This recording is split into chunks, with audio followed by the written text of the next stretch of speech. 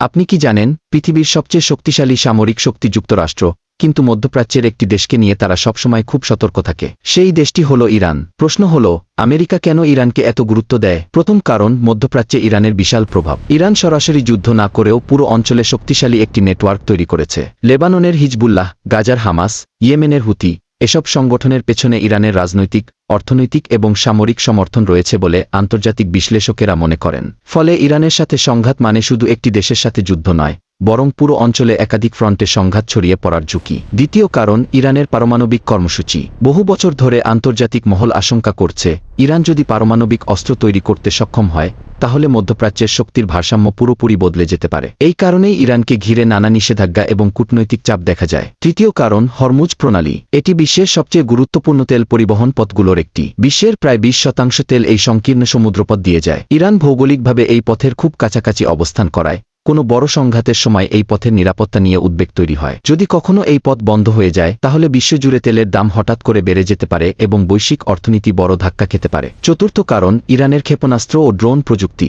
মধ্যপ্রাচ্যের মধ্যে ইরানের অন্যতম বড় ব্যালিস্টিক মিসাইল প্রোগ্রাম রয়েছে। তাদের অনেক মিসাইল কয়েক হাজার কিলোমিটার দূরের লক্ষ্যবস্তুতে আঘাত করতে পারে। পাশাপাশি ইরান ড্রোন প্রযুক্তিতেও উল্লেখযোগ্য অগ্রগতি অর্জন করেছে। সবকিছু মিলিয়ে বাস্তবতা হল, আমেরিকা ইরানকে নিয়ে সবসময় সতর্ক অবস্থানে থাকে। ইরানের আঞ্চলিক প্রভাব, সামরিক সক্ষমতা এবং কৌশলগত অবস্থানের কারণে যুক্তরাষ্ট্র ইরানকে কখনোই হালকাভাবে নেওয়ার সুযোগ পায় না। এ কারণেই মধ্যপ্রাচ্যের রাজনীতিতে ইরান আজও যুক্তরাষ্ট্রের অন্যতম গুরুত্বপূর্ণ প্রতিদ্বন্দ্বী হিসেবে বিবেচিত হয়।